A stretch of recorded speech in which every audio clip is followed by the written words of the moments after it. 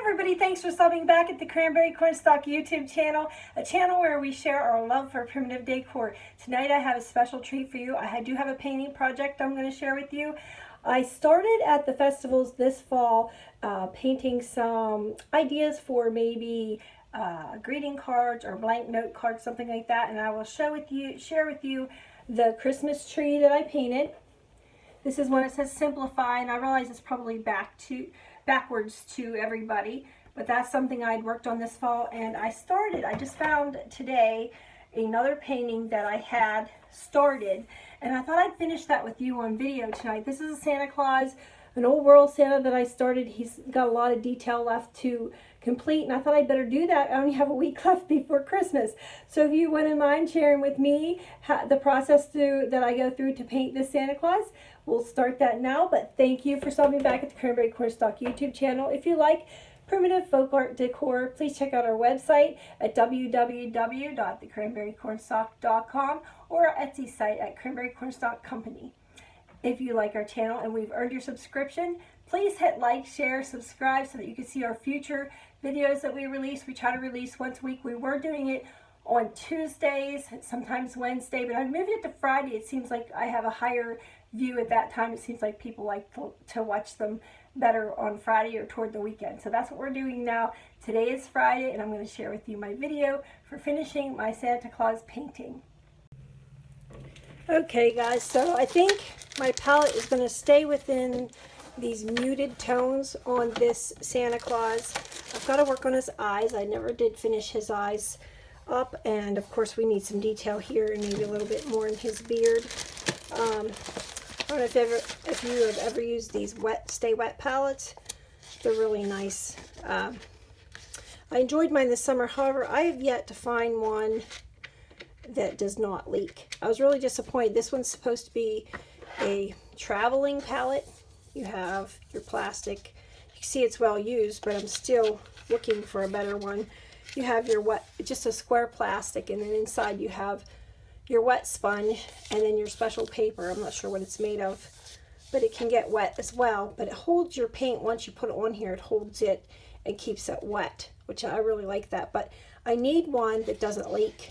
I'm still looking for one to take to the shows where I can not take all my different bottles of paint, but just have maybe a squirt of each color that I want to use, because I can usually return home or someplace I can restock my paint in the evenings before I follow up the next day at the show.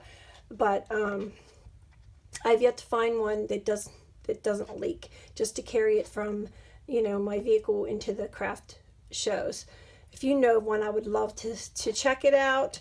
Again, it's a wet palette. I'm just trying to find one that does not leak. This one is old, tried and true. It works good, but it does leak. I get paint. You can see the dried paint here. I can't get off all over the lid, and it just sets on there, so it does not keep it from, you know, running out into my travel bag. It's really frustrating. But anyway, that being said, let's move on to our color palette. Put these little papers away. Have you guys ever used these wet palette papers, Stay Wet palettes? I'm not sure. I'm about to run out, and I wasn't sure where I can find these papers. Do you know of a place I can find these Stay Wet palette papers online? I'm sure it says somewhere in this information. This is the Stay Wet palette that I've been using. I really like it. The dimensions are 8.5 by 7 by 1, and you can see here it shows the layers that go into the palette. But that's just something I thought I'd share with you. I thought maybe somebody would have a good idea for a place I can get supplies that way. I usually only do the painting and of course my drawing items. Let me show you some of my drawings.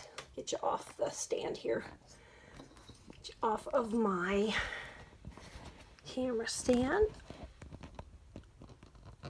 Maybe. Okay, so I'll show you some of my drawings.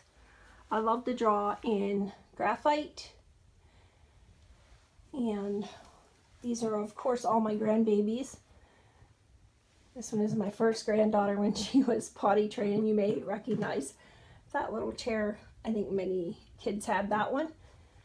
That was her. She was just making faces pretending She thought she was a big girl and she was going to pretend to go potty. I think it's adorable. But that one, and then there's one with my daughter and my other granddaughter. She's so cute. She's in her little high chair for her birthday party. She has the most beautiful little eyelashes, little chubby cheeks. And then we can move on to, this is Kaya. When she was a baby, she just had that little fat face I love. And over here to my big boy. He's just turned 12. And this was him when he was little. He must have been about 4 on a swing set. So I love to do charcoal or